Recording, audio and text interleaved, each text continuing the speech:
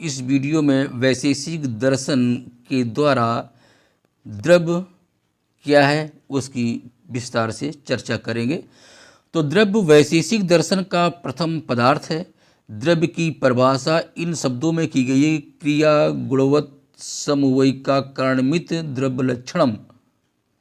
द्रव्य गुण और कर्म का अधिष्ठान है और अपने कार्यों का उपादान कारण है। द्रव्य गुण और कर्म का आधार है। द्रव्य के बिना गुण और कर्म की कल्पना भी असंभव है। गुण और कर्म द्रव्य में ही समवेत होते हैं, उनका स्वतंत्र अस्तित्व नहीं सोचा जा सकता।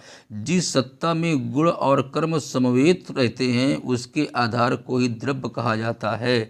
यद्यपि गुण और कर्म द्रव्य में समवेत रहते हैं, फिर भी गुण और कर्म द्रव्य से भिन्न माने जाते हैं। गुण और कर्म गुणों से हीन हैं, उन्हें गुणवान नहीं कहा जा सकता। द्रव्य इसके विपरीत गुणों से युक्त है, इस प्रकार द्रव्य को गुणवान कहना प्रमाण संगत है। अतः द्रव्य गुण या कर्म से भिन्न होते हुए भी उनका आधार है। द्रव्य की परिभाषा से ये सूचित होता है कि द्रव्य गुण और कर्म का आधार होने के अतिरिक्त अपने कार्यों का समावी कारण है। सूत से कपड़ा निर्मित होता है, इसलिए सूत को कपड़े का समावी कारण कहा जाता है। इसी प्रकार से द्रव्य भी अपने कार्यों का उपादान कारण है। द्रव्य में समान निहित होता है। द्रव्य के समान को द्रव्यत्व कहा जाता है।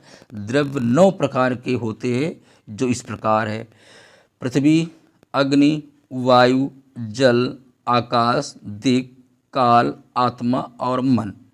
इन द्रव्यों में से प्रथम 5 यानी पृथ्वी, जल, वायु, अग्नि और आकाश को पंचभूत कहा जाता है। प्रत्येक का एक एक विशिष्ट गुण होता है।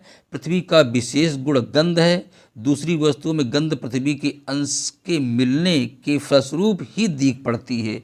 यही कारण है कि गंदे पानी में, जिसमें पृथ्वी का अंश निहित है, महक होती है, स्वच्छ जल में नहीं होती। जल का विशेष गुण रस है। वायु का विशेष गुण स्पर्श है। अग्नि का विशेष गुण रूप है तथा आकाश का विशेष गुण शब्द है। वैशेषिक का कहना है कि जिस भूत के विशेष गुण का ज्ञान जिस इंद्रिय से होता है, वो इंद्रिय उसी भूत से निर्मित है। पृथ्वी शाश्वत और अशाश्वत है। पृथ्वी के परमाणु शाश्वत हैं, जबकि उससे बने हुए पदार्थ अनित्य हैं। जल भी शाश्वत और अशाश्वत है। जल के परमाणु शाश्वत हैं तथा जल से निर्मित पदार्थ अशाश्वत हैं। अग्नि भी नित्य और अनित्य है।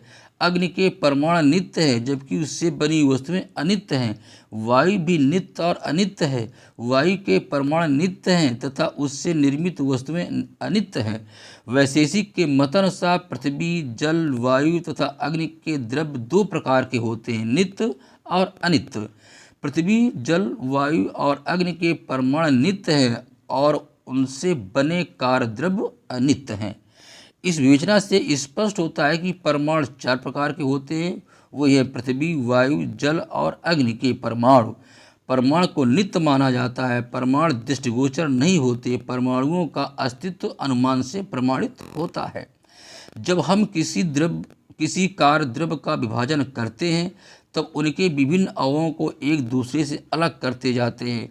यहाँ पर यह कहना आवश्यक न होगा कि कार्य द्रव्य सावयव होने के कारण ही विभाज्य होते हैं।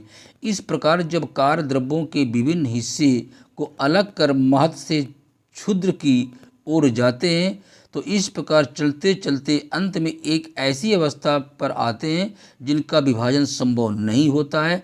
ऐसे अविभाज्य कणों को परमाणु कहा जाता है। तो परमाणु निर्वय होता है। परमाणु का निर्माण और नाश असंभव है।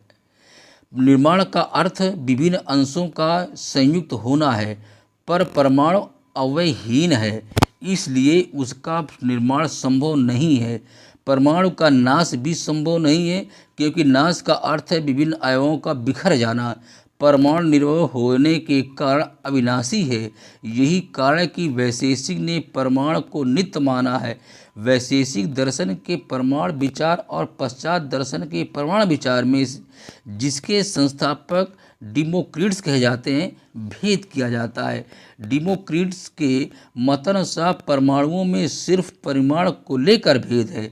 गुण की दृष्टि से सभी परमाणु बराबर हैं, परंतु वैशेषिक दर्शन में परमाणुओं के बीच गुणात्मक भेद को भी माना गया है। डिमोक्रिट्स के अनुसार परमाणु स्वभावतः क्रियाशील हैं, परंतु वैशेषिक ने परमाणुओं को स्वभावतः गतिहीन माना है। वैशेषिक के मतानुसार परमाणुओं में गति बाहरी दबाव के कारण ही प्रतिफलित होती है। 4 भौतिक द्रव्यों की चर्चा हो जाने के बाद 5वें भौतिक द्रव्य आकाश की चर्चा अपेक्षित यहाँ है। आकाश परमाणुओं से रहित है। आकाश का प्रत्यक्षीकरण नहीं होता, बल्कि उसके गुणों को देखकर उसका अनुमान किया जाता है। प्रत्येक गुण का आधार अवश्य होता है। हमें शब्द सुनाई पड़ता है। अब प्रश्न ये है कि शब्द किस द्रव्य का गुण है।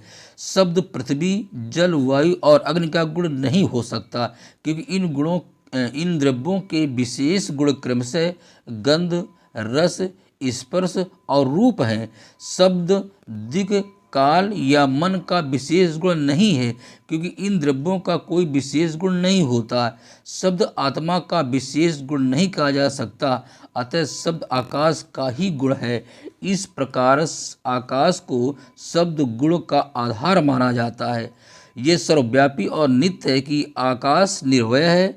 निर्वय होने के कारण ये उत्पादन और विनाश से परे है।